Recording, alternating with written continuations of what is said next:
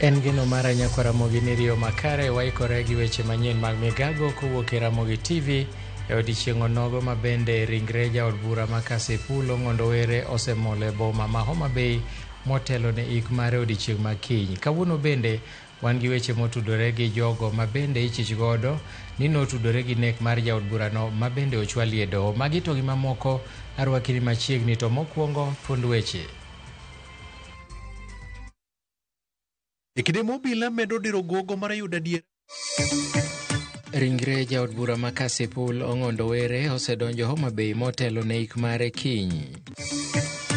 The ballistics report we have received unequivocally links the 6-mass pistol recovered from the residence of one of the suspects to the fatal shots that took his life. Ogai mar obila Douglas Kanja oyango ni nonro mako mach ewi nek mar Ong'ondowere ka nyaka sani ji 10 osemaki. An economic coup d'etat against over 60,000 farmers involving 15,000 hectares of land. We firmly oppose this opaque lease plan. Gavana ma Kisumu Anyang' Nyong'o koro wuok ka kwedo keto kembe sukari e lwet ji giwegi ka ok okaw pach jopiny.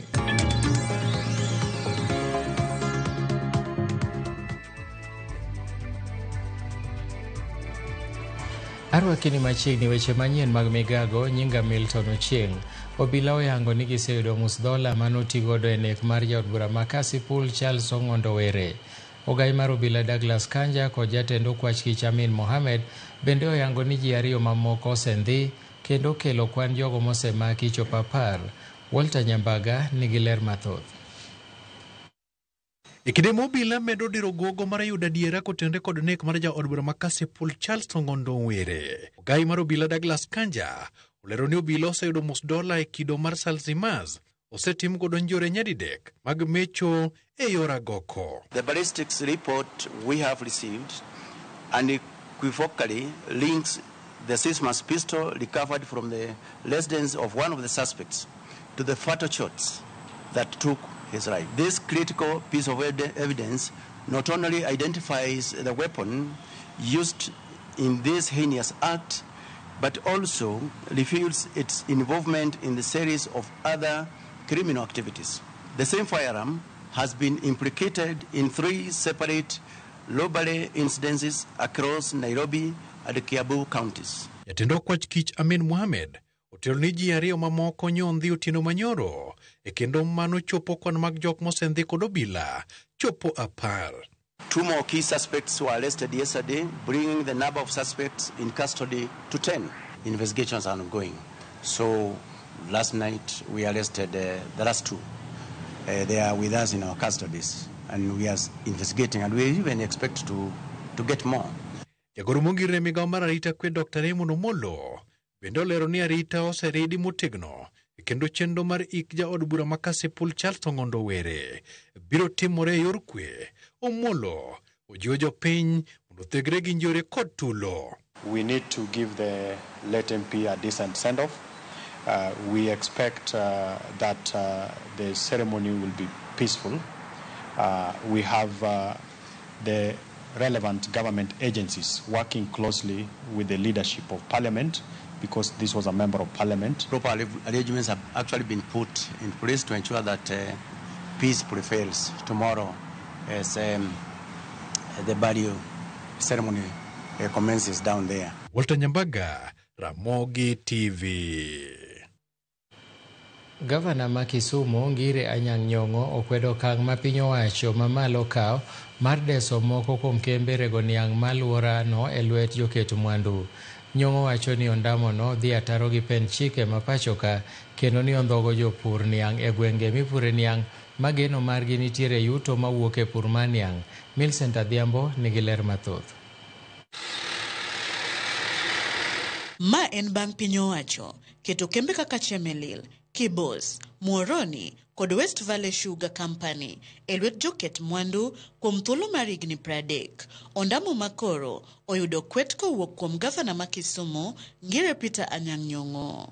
We are dismayed to learn that the planned leasing of Chemelil Sugar Factory and Muhoroni Sugar Factory has been fast-tracked and finalized. This is nothing short of daylight robbery, an economic coup d'etat against over 60,000 farmers involving 15,000 hectares of land. We firmly oppose this opaque lease plan, which ignores the social fabric, existing infrastructure, and public interest in sugar belt sub-counties. Nyong'o wacho ni keto kembego e lwet ji giwegi ok bi mana mayo oganda thuolo mag tije kod mwandu jopiny, to biro yengo kendo rocho dongruok mar piny Kenya ka olieko ni winjruok mar ne keto kembego e lwet ji giwegi ne otim e yor apanda maonge kawo pach jokanyo e sekta mar sukari. The 30-year leases without stakeholders' involvement will disenfranchise local farmers, robbing them of land and economic autonomy. This is unconstitutional and violates Articles 10, 11, 60 and 62, which guarantee public participation, transparency and land protection. Gavana Nyong'o bende ogoyo poro ewi wach lo mar kambi mar rego niang' ma Miwani maoko ni idwa kete lwet jaket mwandu moro kata obedo ni bura ewi mwandu mar kambino pod ni e doho. Further, we are gravely concerned that the prime nucleus land of Miwani Sugar Mills is being transferred through opaque arrangements to Crossley Holdings Limited. Despite ongoing court litigation, this amounts to criminal activity, circumventing local demands and denying residents a say in the future of their land after the factory's receivership. Owacho ni okang' makamano nyalo rocho ngima jopur, jotije kembe, kaachiel gi familia mekgi ka ojiwo jopur mondo ne ni ratichgi okorochi. We urge the residents of Kisumu County to stand firm. We must reject this scheme that ignores the voices of those most affected farmers, workers, and communities. This ill-conceived leasing agenda is not just illegal. It is a threat to land rights, community cohesion, and the future of the sugar industry in Kisumu.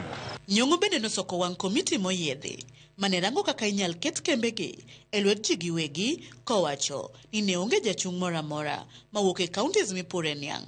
Gino ma owacho ni nyiso kaka chenrono ne onge adiera, ratiro, kaachiel bende gi buono chike ma pacho ka. We demand an immediate halt to the leasing process until all the legal and constitutional dictates are addressed and aligned. We call for urgent broad stakeholders engagement. The County Assembly must lead a people-powered resistance against this attack on devolved authority and local livelihood. Millicent Adhiambo, Ramogi TV, Kisumu County. Jotend bura mar ODM e kaunti ma Homa Bay okwayo kwe kod horuok e kinde ni moganda ikore mar dhi kowo e kar yweyo mare mogik jaod bura Ong'ondo Were e pare mantiere Kasipul. Jokombe mag ODM e kaunti no kotelnegi kod jakom ODM e kar chung' od bura mar Rangwe Caroline Owidhi kod nyawadgi Masuba North Narkiso Tuko okone jopiny e kar chung' od bura ma Kasipul kod oganda jo Homa Bay mangima mondo nya kwe kendo giikre mar ywago ng'ondo gi luor mowinjore. Gikone joma nyalo bedo gi paro mar rocho kwe mondo mi obed mabor ka gimedo jiwo sirikal mondo med kaso nonro margi kaluwore gi nek ma koch mar jaod burano. Ok wadwar jomoting'o gik ma sharp object manyalo hinyo ng'ato kamoro amora ma kiny wakoyo Mheshimiwa Were. Wadwar ni Samiko Were ni okowe gi kwe nikech sirikal osewacho ni gin gi investigation gitimo, kendo aparo ni kata kawuono winjo gi itu ka jomoko ni iye nikech wachni. Omiyo weche mane kot wan ok wadwa wuoye kaka jo ODM. Gima ne litnwa ahinya ni Mheshimiwa Ong'ondo Were othoe sama nok onego thoe ka chama nigi ajenda maduong' moloyo monego dhirnwa kaka jo Homa Bay. Gima wakwayo Homa Bay County te kinyi dhi gi Eliel Mheshimiwa Were ni biro timo timoro marach oyue gi kwe pinyni to onge ng'ama sike to wawuoro ndi. To gima wadwa kemea maduong' kabisa kwe to wasewacho ni kwe dhi bedo, to wakwayo jok manie social media maketho nying Honorable Ong'ondo Were gi weche moko manono. Wanene ka gima en gimoro molosi mondo geng' investigation madhi mbele, mondo geng' wach thone ni mondo dhi mbele. Omiyo maduong' malich ahinya ni wan kaka jo ODM wan gi lit makoro kodwa ni mondo jomoko chako medwa lit moro e chunywa. Giwe mondo wakow MP maro mar ODM mondo wadhi waiki kwe. Mana kamano, mano en paro mopogore opogore katudore gi kaka chenro mar kowo e kar yweyo mare mogik jaod bura ma Kasipul Charles Ong'ondo Were biro timore odiechieng' ma kiny. Nyalo paro ni nyaka sani ringre osechopo e kaunti ma Homa Bay kama bende ikruok dhi nyime mar kowe e kar yweyo mare mogik. Migao mar obila osewacho ni gimedo timo nonro kendo machiegni ni gibiro golo lipot. Inyalo paro ni odiechieng' manyoro jatend migao mar arita Kipchumba Murkomen nyowacho ni jogo ma nonro yango ni nyalo bedo ni notimo tim makoch makamano gin jogo mane ni machiegni gi jaod burano. Kata kamano wabiro rito nyaka nonro rum eka mondo wang'e gima timore. Odiechieng' makiny bende oseor ote mopogore opogore kuom sirikal, jokanyo mag ODM, jotelo mopogore opogore ni gidwaro kwe kendo gisekwayo jogo duto manyalo bedo ni nigi chenro moko magalagala ni mondo kik chop machiegni gi liel makamano nikech gidwaro ni mondo mi moluoro ng'ondo were luor makende sechegi eki mikowe e kar yweyo mare mogik. Inyalo paro ni ji mathoth mosemaki ochwali e doho, kama moko bende manomaki gotieno to bende pod ok ochwali e doho, ka kwan mar ji mosemaki kitudo gi tho kata nek mar jaod burano nyaka sani osechopo ji 10. Ka wadhi nyime, en kuom higni mathoth papa moyier manyien mosebedo katiyo gi nyinge mopogore opogore, nyinge mag batiso. En ang'o manie nyingego eko mag papa manyien gi? Ang'o mosetimore e kinde mokalo? Papa manyien nikod thuolo mane mar yudo nying machielo? Chenro makamano itimoga tok lendo ni oyud papa manyien. Cleopas Oluoch, kolonwa matut. E historia mar kanisa kopere, papa manyien yudoga thuolo mar yiero nying tok yiero, ma en lendo ma itimoga gi Cardinal Protodicon, ka iluwo gi lai ma oketi midendo ni Habemus Papam, tiende ni wan gi papa. Gaudium Magnum, Habemus Papam. Milome ni iluwoga gi nying papa manyien mar batiso ka oloke gi dho-Latin. E historia bende mar kanisa, papa ne loko nyingegi nikech ne nitiere yie ni nyingegi machon ne gin mag jogo mane ok gin jokristo. Kuom papa 267 moting'o nyaka manyien ma igeno e kanisa kopere, papa maromo 127 kende ema oseloko nyingegi. To ka ipenjori ni en ang'o momiyo iloko nyingegi, moko kuom papa gi ne yiero nyingi kawuok kuom papa mane otelo negi kaluwore gi luor, ranyisi makare mag papa machon, ka ginyiso gombo mar dago ngima mag papa go machon. Moko bende yiero nyinge mopogore opogore gi papa machon, ka ginyiso lony kod lokruok. Kuom papa machon, Joseph Ratzinger, Papa Benedict mar 16 e higa mar 2005 ne oyiero nying mar Benedict kaka yor chiwo luor kod gombo mar dak kaka papa machon Benedict mar 15 mane otayo kanisa kopere e kinde lweny mokwongo mar piny mangima kata World War I. Papa mosenindo Francis ne odonjo e historia mar bedo papa mokwongo yiero nying kawuok kuom nying jatakatifu mawuok Assisi, Mano Francis. Nyingi mapok oyier gi papa moramora oting'o Joseph, James, Andrew kod Luka. Bende onge papa moramora ma osega yiero nying Peter, nikech luor ma omi papa mokwongo e kanisa kopere, ma en mtakatifu Petro, papa mokwongo. En rito ni papa manyien dhi yiero nying mane. Cleophas Oluoch, Ramogi TV. Achije moko 5 mitudo gi nek mar jaod bura ma Kasipul ochwal e doho ma JKIA okinyi ma kawuono. Achijego gin Alan Ogola, ma en jachiw arita mar mosenindo Ng'ondo Were, Walter Owino, ma en dereva mar Were, Ebel Ochieng' mong'ere kaka Dave Kalo, ma en director mar Lake Basin Authority, Dennis Sewe Manyasi kod Edwin Oduor Odhiambo. Kata kamano, Philip Aroko, ma bende apisas mag okwach kich nyowacho ni itimo ne nonro e wi nek makamano to ne ok ochwal e nyim doho. Gino mokinde mage wacho ni dhi ataro mar chik. Watudre ne achiel kachiel gi Efi Nyakidi ka entiere e dho doho mar JKIA mondo nyiswa ni to chal nade. Efi, nyalo nyiswa ni to nyaka sani ang'o manyalo bedo ni timore e alworano? Wawinjane madhi nyime.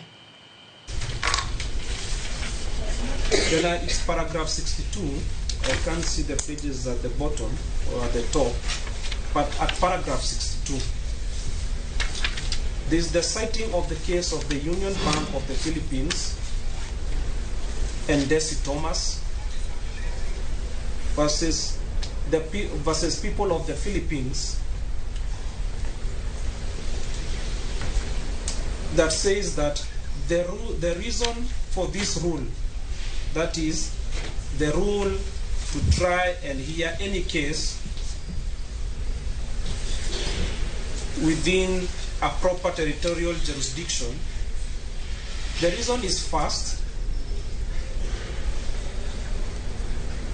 that the jurisdiction of the trial court is limited to well-defined territories, such as a trial court can only hear and try cases involving crimes committed within its territorial jurisdiction. Second, laying the venue in the locus criminis is grounded on the necessity and justice of having an accused on trial in the municipality of province where witnesses and other facilities for his defense are available. Your Honor, I wish this court not take so much mind as to the semantics of the accused person.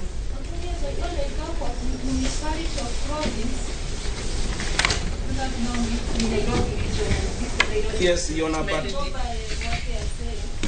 but Your Honor, we know that this is a case in the Philippines, so they use different terms as we use. They use different terms. Yes, that's why Your Honor have said, I hope this court let it not delve into the semantics of that particular sentence or that particular paragraph. Yes, Your Honor. But even as we look at the authority, let us look at what it says. And Your Honor, this court is allowed to adopt it with the necessary modifications. So much so that if municipality in the Philippines translates to Nairobi County, here we have Kibra Sub-County, Starehe, and very many others.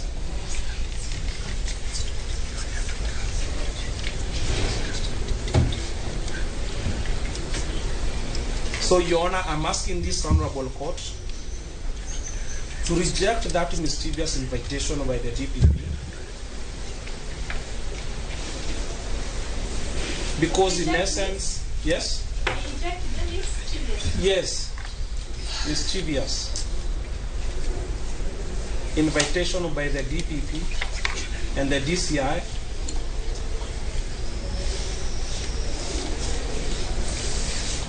to allow what we are doing here today. Because, Your Honor, the next thing, nothing will stop the DCI from arresting someone who is in Mombasa of a crime happening in Nyali and arraigning them in Kisumu.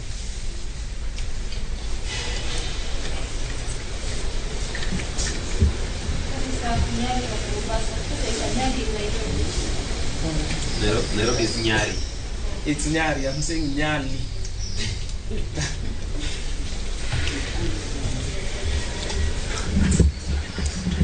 And Your Honor, I'd wish, as I sit down, to employ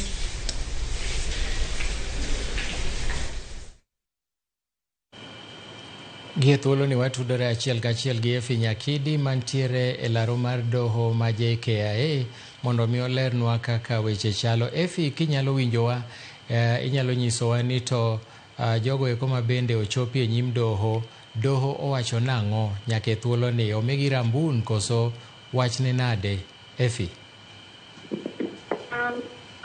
Erokamano ahinya Milton Awinji makare. Gisani wantiere e doho JKIA, mano JKIA local, kama nitie achije moko abich ma itudo gi nek mar jaod bura ma Kasipul mano Omondo Were. Achije go eko ochwal e doho kawuono gi kaka Alan Ogola en jachiw arita kata bodyguard mar mosenindo Omondo Were. Wantiere gi Walter Wino ma bende en driver mar Omondo Were. Nitiere achich machielo Ebel Ochieng. Ebel ong'ere gi nying mar Dave Kalo, kendo en director mar Lake Basin Authority. Nitiere achich machielo ni Dennis Tewe Manyasi kod Edwin Oduoro Odhiambo. Kata kamano, nitiere achich mar jal machielo miluongo ni Philip Aroko. Philip Aroko ochopo nyoro kuom apisas mag Okwach Kich mondo mi ochope tesendo tesend obila moro amora mantiere machiegni kode kaluwore ni en bende itimone nonro kaluwore gi nek mar Ong'ondo Were. Koro otieno manyoro Philip Aroko nochopo nyaka tesend obila ma Gigiri Police Station. Nochopo kanyo gi okil mare mano Danstan Omari. To kinyi ma kawuono kawachopo doho, okil mare Danstan Omari olero ni Philip Aroko ok ging'eyo chal mare, pok ochiwo thuolo moro amora ne anyuola mare mondo mi onene, kendo ok ochwal e nyim doho kamoro achiel gi achije mamoko 5 kande. Koro ne okil mare Danstan Omari dwaro mondo mi ochiw ler gimomiyo Philip Aroko ok ochwal e nyim doho kawuono. Kata kamano apisas mawuok e apis mar jamin wach e lo sirikal kata Office of the Director of Public Prosecution wacho ni Philip Aroko nochwal nyaka e tesend obila morwake e tesend obila ma Kasarani kar saa 6:18 mar otieno. Jang'ad bura kawuono bende owacho ni nyaka ne rwak Philip Aroko e buk kar saa 6 mar otieno kata seche 4 pok orumo. Omiyo mano nyaka rita nyaka kinde mang' chwal Philip Aroko e nyim doho mondo mi owinj ler kata okindene ochiw pachgi e wi nonro ma kamaendi. Kaka mana tije mamoko 5 giendi ooro kwayo margi e doho mondo mi ochwalgi e doho mamoko kaka Kibra Law Court kaachiel kod Milimani Law Court. Tutani mago e doho mantiere machiegni gi kama masira kata nek mar jaod bura ma Kasipul notimore. Mana kamano kaka weche osebedo ka dhi nyime doho kaendi, kendo bura no pod dhi nyime wantiere kanyo gi apisas mag okwach tich gi apisas mawuok e apis mar jamin doho kaachiel kod okinde mag achije chigiendi. Korang' ne wamed chiwo mana mathoth ma owuok e bura ma kamano. Milton. Erokamano ahinya e Finya Kidi, achiel kachiel kowuok e laro mar doho ma JKIA kama noleronwa matut motudore gi jogo eko ma bende ne ochwal e nyim doho kitudo gi nek mar jaod bura ma Kasipul Charles Were. Gikone to ringre jaod bura ma Kasipul Charles Ong'ondo Were oromne e alap mar ndeke ma Kabunde e kaunti ma Homa Bay. Jotelo mopogore opogore mawuok e kaunti no kotelnegi kod gavana Gladys Wanga okwayo kwe e kinde mar ik ma jatelo no. Wanga oseyo weche manowache gi jasiasa Philip Aroko ma obila mar okwach kich tudo gi nek ma jaod burano kowacho ni oonge gi tudruok moro amora e neko mar jasiasa no. Bende odwaro ni mondo mi tim nonro matut mar ng'eyo jok manotimo nek makamano. Ringre Were nochung' godo e boma ma Homa Bay, Kendu Bay kod Oyugis ka jopiny nowuok kar romgi mar romone.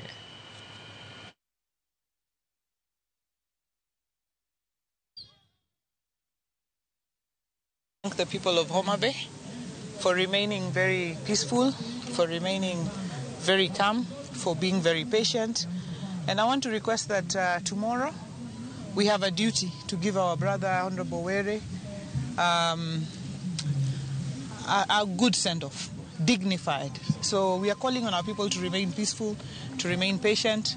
We have seen the investigations going on.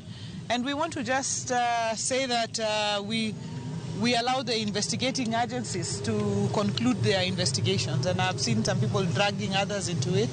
As governor of Homa Bay, I have no responsibility, I have no role on the investigations. All we are planning here is how to give our brother a good send-off. I want to encourage the residents of Homa Bay that let us turn out in numbers to bid farewell to our fallen colleague, and I want to call for decorum, decency, discipline. This friend of ours died as a serving member of parliament, and we shall bury him as a serving member of parliament. May peace prevail today and tomorrow.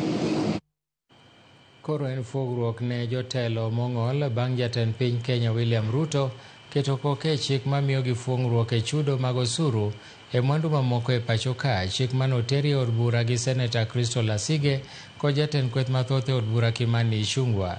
Chik no ero manokadhi od bura tarik 1 dwe mar 2 higa 2025 bende biro neno ni ratiro mag jogo mong'ol ok orochi. Moko kuom mwandu mogolnegi osuru gin mwandu migolo e pinje maoko kama oting'o masinde makoro ok gibi juogi osuru. Jatend piny bende noketo koke e chik mabiro medo omenda ne sirikand counties kaka yor neno ni omenda ochopo e kor gwenge matimo dongruok. Is both progressive in scope and progressive in vision.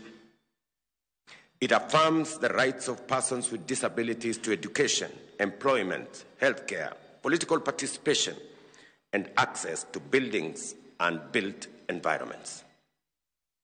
It also mandates stronger enforcement mechanisms, clearer accountability, and enhances representation of persons with disabilities in both national and county governance structures, recognition and support to caregivers, greater access to justice, and enhanced legal frameworks in respect of people living with disabilities and robust economic safeguards. Jalup jatend piny Kithure Kindiki olero ni sirikal ochung' motegno kendo biro medo timo chenro mag dongruok ne jopiny. Koloso e kar uso alot kod tesendiego apiko e kaunti ma Nyandarua ward mag Ithioro, Kindiki nokwedo jomobalo kod sirikal kolero ni thuolo mar go siasa biro chopo, ka ok kamano to giwene sirikal thuolo sani mondo ti ne jopiny. Kindiki noten kod jatend kweth mathoth e od bura Kimani Ichung'wah, jaod bura ma Kinangop Zachary Kwenya e kind jotelo mamoko.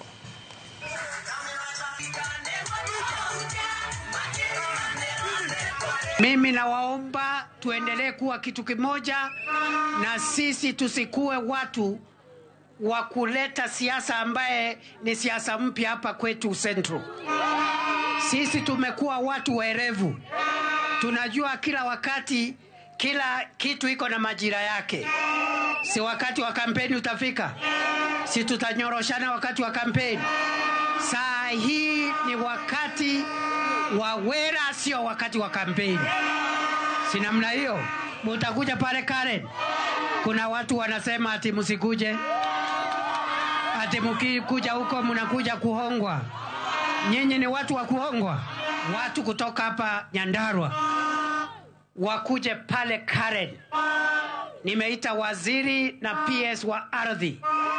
Wakati tunatoka Karen siku ya Jumanne tarehe 13, tutatoka hapo na jawabu na program ya kumaliza title deeds za Mawingu na ile colonial villages ambazo zimebaki.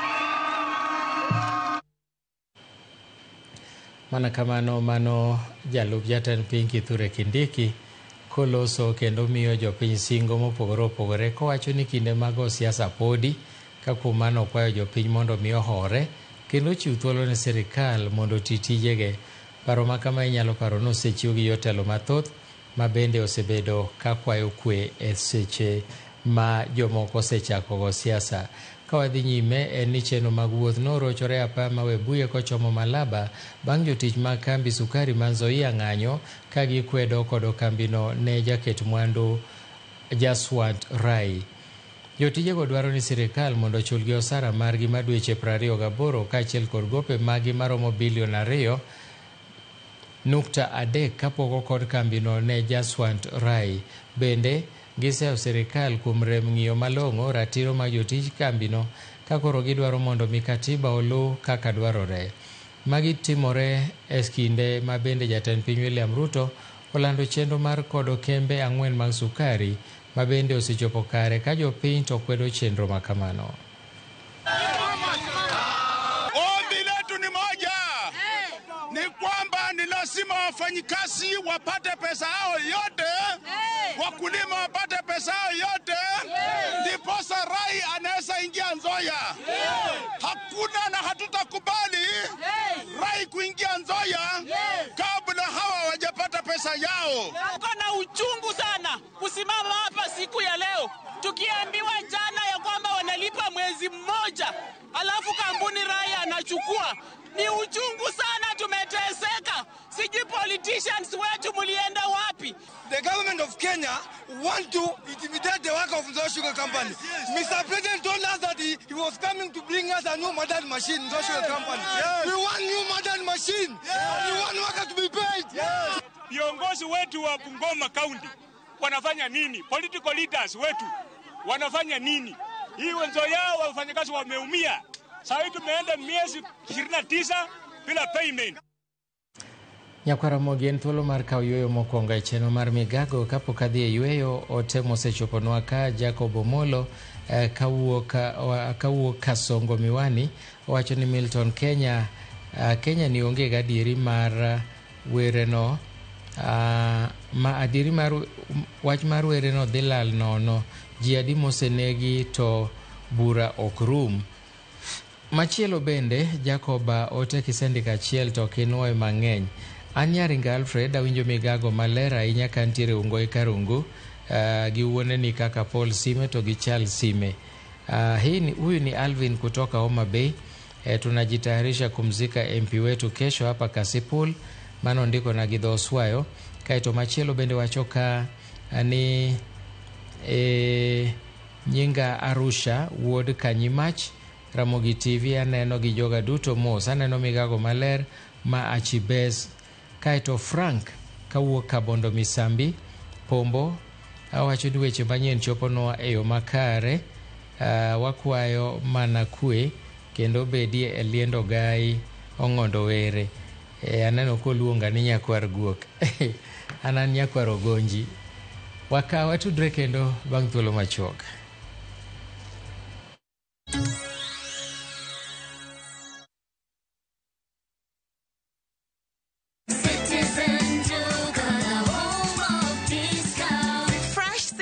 On Citizen Duka. Get spinach for just 29 shillings, down from 38 shillings, and 1 kg of tomatoes at 79 shillings, down from 89 shillings. Simply dial *487*5#. Choose your fresh picks and collect at any Quickmart supermarket near you. Citizen Duka, the home of discounts. Citizen Duka, the home of discounts.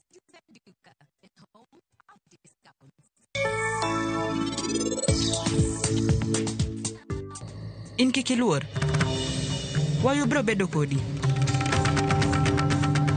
wanwadhi kanye. Hello Gurprit wachna Mandip bende parinich ni kare en kare obete batha kai in kikidau kata matin an kari te maber ahinya ka en kodonge gima rach manyalo timre to bende kanyal yie adwani mondo wachna dier itie gimoro amora mang'ani chunyi mondo initim kae.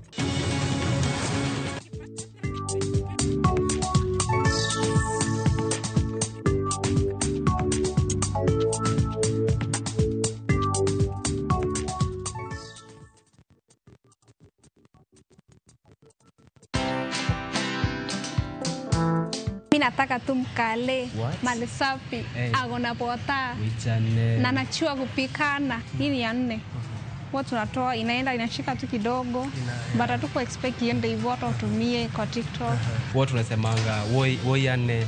So in Kiswahili ni woye mimi. Oye. Yeah, so venye alikuwa anasema mimi nataka tu mkale. So like mimi nilikuwa na act kama I wish it was me. Yeah, it was me like. Alikuwa anasema I wish it was me. Yeah. Watch this story and more. Download the Citizen Digital app or visit www.citizendigital.com and find the Citizen Originals portal. Kenya's #1 app, Citizen Digital. Find the Citizen Originals portal.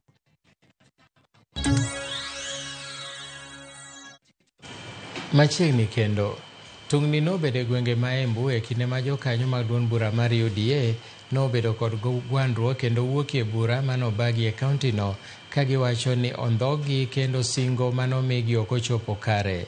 Ka gitwagi jofwambo, achiel kuom jotelo mag kuku mar riwruok mar duond bura no ero Joshua Kanake nolando ni gin kod dwaro mar wuok e duond burano ka giwacho ni ne gitelo e chenro mar manyo kura ne Kenya Kwanza e yiero mokadho, to kata kamano ng'ama dewo gi sani onge ka bende giseyo gavana ma Embu Cecily Mbarire kuom nyiso kit telo marach e duond burano mar UDA.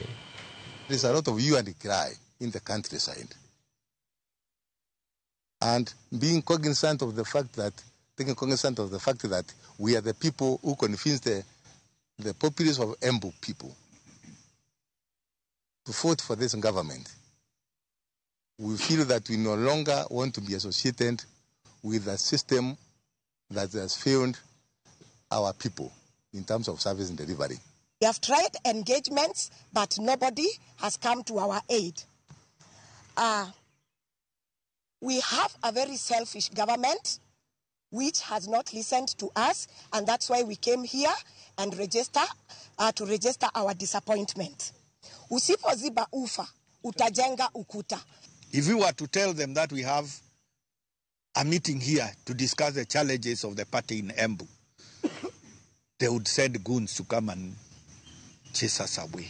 We spent our resources, financial and otherwise, moving around this county to sustain that, number one. Today, we are still crying of the resources that we lost. Jodongo mawuok e dhood oganda Jobaluya ochako chenro mar kwayo rowere mondo nyakwe kod achiel mar oganda kendo gine ni gikawo opande kaka yotimo ikruok ne yiero maduong' mondo mi kik gibed jotelo, kik giyier jotelo ma ok owinjore gi kombe. Bende jodongo go eko dwaro ni sirikal mondo yang nyadhi mar jok ma hikgi oniang' kaka yo mar Jamin Kadasia Lubanga mane omi luor kuom lando kwe kod achiel mar oganda jo Kenya e kinde liet mar siasa ma pacho ka. Giseyo moko kuom josiasa ma giwacho ni fuso weche mapogo oganda ka gigeto yudo ng'eruok e kind oganda ka gikwayo bende mondo mi ginyis kido makare. Muwe na umoja wenu, muwe mkijua kabisa nyinyi ndio ndugu kwa ndugu. Elders Waluya 17 tulikuja pamoja na tunaishi na amani kwa sababu ya uwezekano ambao tulipata misingi bora kutoka kwa mzee Jamin Kadasia. Na tungependa tuendelee hivyo, tuishi hivyo, na tunasema viongozi wengine wa Kenya waige mfano wa Jamin Kadasia kuleta jamii yote ya Kenya pamoja. Sio sisi voters wenye tuko na shida. Shida ni political class. Fuateni mienendo na mfano ya mzee Kadasia, shikamaneni, leteni jamii ya Mlembe pamoja ili tukue na ile bargaining power yenye gavana wetu anasema Mluya awe kwa mesa. Tukifuata mfano wa mzee, Mluya atakuwa kwa mesa akipigania maslahi ya Mluya. Riwruok jopui mar Kupet bade ma Kisumo okwedo okang' mane piny owacho kawo mar golo alwora ma Muhoroni kaka achiel kuom kuonde ma ngima tekie, ka giwacho ni ondamono ok oromo kata matin kendo biro thiro chenro mag ndiko kata oro jopuonje e alworano. Kanoloso wi wachno, jagoro maduong' mar Kupet e kaunti ma Kisumo Zablon Awange owacho ni sub-kaunti ma Muhoroni ng'aw gi jopuonj kaluwore gi nyap mag arita kwe mikelo kod lwenje mag tong' mathoth e alwora ma Sondu, kendo bende wacho ni rach mar apeyni e kuonde machalo kaka Tamu ahinya e kinde koth maduto keto lwasi mar tich e alworano bedo mang'aw. Awange wacho ni thoth jopuonje sub-kaunti ma Muhoroni geto mana omenda mabalang' ma giyudo nikech tich ma gitimo e alworano, kawo kata hola ma ginyalo dongore godo ka gole oko, kendo nyalo miyo jopuonjgo eko dwar dar e alworano. Gazettement areas manyo kel gi migosi Musalia Mudavadi nyewa rwako mar Nyando. To kata kamano, this is a double-edged sword. Nikech o gazet no Nyando to wacho no dhi golo Muhoroni. Okwabiyie, instead wawacho ni Nyando kende okoromo. Onego bed ni Kadiboni e iye kanyo, Seme ni e iye kanyo. Staffing jo TSC, Teacher Service Commission, wacho ni staffing Seme gi staffing Kadibo gi Nyando tek nikech onge incentive yoyote manentie. Nitie gimomiyo Muhoroni no ket nen hardship area. Mokwongo nen security. Lweny man Muhoroni kanyo gi jolang'o omiyo jopuonj mang'eny nok dwa tiyo Muhoroni. Hardship allowance ene gima ne koro encourage kata miyo japuonj siso mawacho ni haidhuru kata ka security rach Muhoroni to wadhi tiyo kanyo nikech nitie gimoro matin mwayudo. Seche mawuoyo ni staffing situation in Muhoroni en ni jopuonj mapuonjo Muhoroni pok oromo nikech lweny ng'eny kuro e border, yore rach. moko nie bungu, kuonde midakie be bor. Koro areas mek Muhoroni nigi real hardship. Emomiyo nobedo gazetted chon. Jatend migawo Matthew Hassan Duale odiochieng' ma kawuono osidho ayanga bad migawo mabiro bedo katayo ler kod geng'o landruok mag tuoche Kenya National Public Health Institute. Bad migawo nero mabiro ting'o migepe 13 mag ler kod geng'o tuoche chano mar kelo lokruok ahinya toya landruok mar midhusi makinde mathoth kelo midhiero kendo piny owacho gikone to tiyo kod omenda mathoth e chiwo thieth. Jakom mar komiti mar thieth e od bura Dr. James Nyikal ma bende nochopo e nyasino osingo mar neno ni bad migawono opuodhi kendo ketie lai mag chike ma pacho ka. The events of the recent years, from the COVID-19 pandemic to the Ebola outbreaks in neighboring countries, have taught us hard lessons. We must have strong institutions capable of acting swiftly and decisively to protect the health of our people. And this is why the National Public Health Institutes are so vital. After we launch it today, I've been informed that it is actually now established by a legal notice. You and I know that a legal notice can be changed on Friday. The person who signed it can design it on another Friday and it no longer exists. Therefore, I think after it has been, we have established, the biggest thing now is to actually look at how we entrench it legally, so that we need an act of parliament to entrench it. Riwruok ma ok mar piny owacho mong'ere kaka Mecontrap Kenya kotenore kod piny owacho mar kaunti ma Migori kod riwruok mar Operational Works Day Works OWD mawuok e piny mar Norway ochako chenro mar keto rowere opara manyime e ng'wech mar kedo kod yie ma mondo mi e kaunti ma Migori. George Juma nigi ler mathoth. Kaunti ma Migori achiel kuom counties apod kwa nyiri mathoth pod mako yie mondo e piny Kenya. Kuom ji duto madhi nyuolo osiptende e kaunti ma Migori maro matamolo 20 gi nyiri ma hikgi tin ne 18. Migawo mar thieth kod migepe moko mag piny owacho kawo tenruogego mok mago mag piny owacho osebiro ka keto kenge makedo kod mako yie mondo e kaunti ma Migori. Kwan mamalo mag nyiri mamako yie mondo studi kod gik mathoth ma oting'o chan kata nweng'o man piny rem mar nyondo rawere e ng'wech mar kedo kod midhiero ne kod mamoko. Most of the girls now engage in those things because of lack of maybe support from the parents and even the trainings and teachings, because they don't know how to go about it. But now if we have these organizations coming in to help them get the pads, because they do offer pads, they do offer support, maybe trainings, so this is going to help them. Yuto chuok, kendo yor yuto miyo jonyuol mang'eny jogo modak gi nyithindo bed machuo kata manyiri tiyo gi nyithindogi ka giketogi e gik moko mitimo kaka tero gi nyangu mondo giyud gik moko ma ginyalo tiyogo moko ikelo ne gi dhok. We believe that if youth get a say in the society and get to participate in society, we can get and achieve a greater change. Kaka yo mamedo jiwo kenge makedo kod mako yie mondo e kaunti ma Migori, riwruokno ma Mecontrap ka otenore riwruokno mar Operational Day Work mawuok e piny mar Norway kaachiel kod piny owacho mar kaunti ma Migori ochako chenro mar jiwo kedo kod mako yie mondo e kaunti ma Migori. Time for youth to rise. They have been crying to our Mecontrap and Power that how do we own independent youth program guided by the other mother project in Kenya. Raweregi ok wamigi ga thuolo mondo ginyiswa gik machandogi.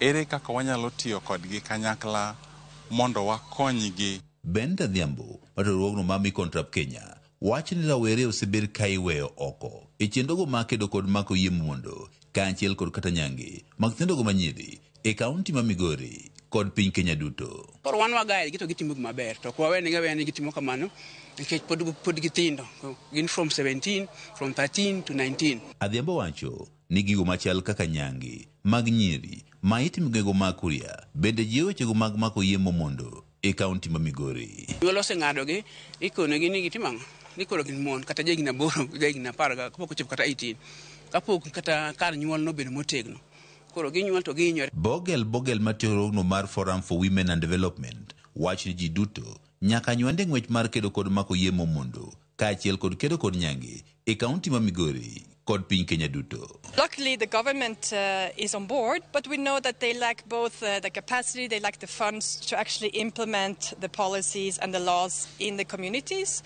And we also know that in order to really achieve lasting social change, we need to get the local community. George Lamanja Kanyo, makedo, ratogo mag oganda, kendo jang'ad rieko, e ruogno ma Micontrap, e weche mag mako yie momondo kaachiel kod nyangi mag nyiri, wach rawere onego puonje sikunde ka ginyalo geng'o mako yie momondo. Wang'eyo ni kanye adolescent, nyithindo manyiri ka nyithindo machuo chako ng'eyo dendgi nikech dendgi lokore. Omiyo sama kit dendgi lokore, kit chwechgi dwaro ni mondo tagi. George Juma, Ramogi TV, Migori. Doho mar din Jo-Salam Kadhi ochako chenro mar kedo gi keny momondo e otiego jotend dini kod jopuonj din Salam kata imams chike monego giluw e kinde ma Kenya kedo gi wach mar keny momondo. Maeri en ageta makende mar neno ni oteg lweny mar rito ratich nyithindo kaachiel gi riwo oganda duto e yo makare. Kata obedo ni jolony pod opogore paro e wi hika jogo eko ma bende owinjore oter e keny e kind 15 gi 21, apis mar doho mar Kadhi to pod ochung' kar tiende ni onge keny mowinjore tim ne nyathi manyako manie bwo higni 18. Tiegruok ma kama gikone dhi konyo jotelo e yango pogruok e kind timbe manyalo rocho ratich nyithindo kaachiel gi geng'o dhi ataro mar chike. And they are using some of the authentic hadiths of the Prophet sallallahu alaihi wasallam on the need to marry off our daughters at the majority age. The majority age differs according to the Muslim scholars. And there are those that say 15, there are those that say 17. Why can't we just go to 18 and above so that we don't conflict the existing structures of the law of the land?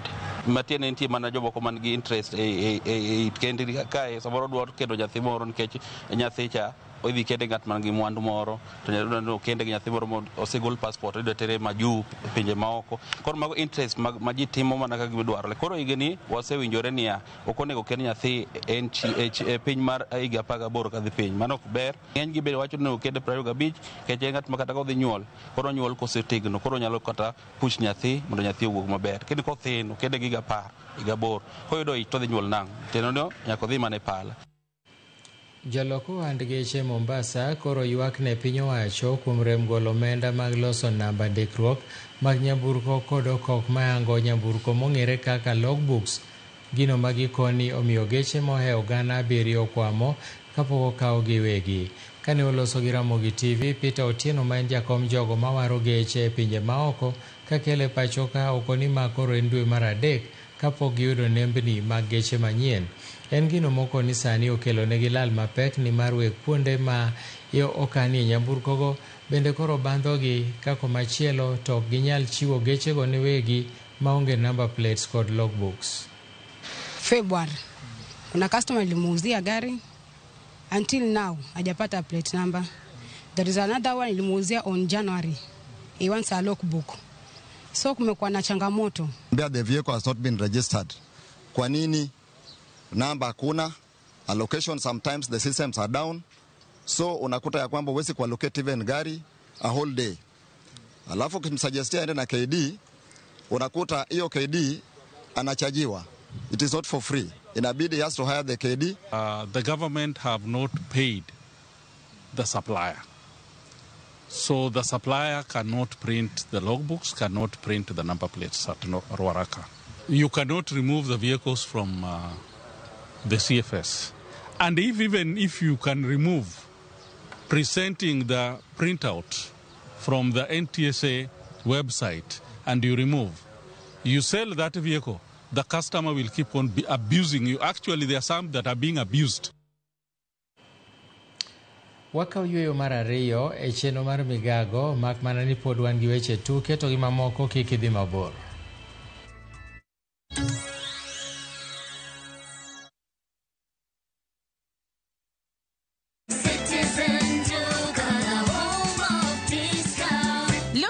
Unbeatable deals, Citizen Duka has you covered. Get 2 kg all-purpose flour for just 140 shillings, 2 kg sugar at 315 shillings, 3 liters cooking oil at only 789 shillings, 5 kg basmati rice at 1,289 shillings, and 2 kg ugali flour for just 139 shillings. Simply dial *487*5#. Choose the product you want, pay, and pick them up at any Quickmart supermarket near you. Citizen Duka, the home of discounts. Citizen Duka, the home of discounts.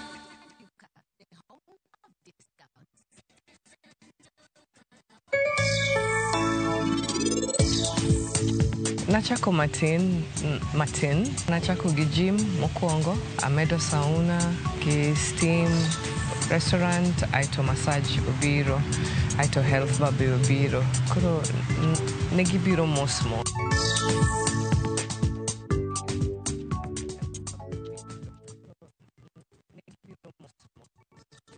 Craving an extraordinary escape? View Travel invites you to breathtaking Cape Town. Starting from $1,300 per person sharing, enjoy 4 nights with breakfast plus Cape Town City Tour, cable car ride up Table Mountain, full-day peninsula tour, scenic Chapman's Peak Drive, Cape of Good Hope, photo stops at Bokap and Muizenberg, Constantia Wineland Estate Tour.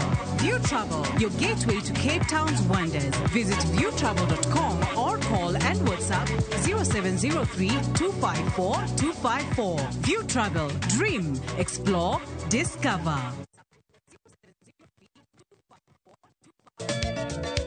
Machigni nyakura manga juange chenro mar Goma Owake. Wok ticha kelo ni mix mokwe. Ekaito tichario. Reggae Owake, yani tunaongea na Majar Rastafara. Lafu ticha dek nyakura manga juange. Akelo ni mana yani ngeni baka kiwasani. Ticha Ngwena is kama nene, yani kitambo zama za kale. Alafu Friday, si unajua tu Friday tutafanya namna hii. Nyakura manga juange Friday supuzo wake. Sapara kidaka paga beach nyaka sapaga rio kod an PDG Papa Vic, yani ukipenda mzee kijana.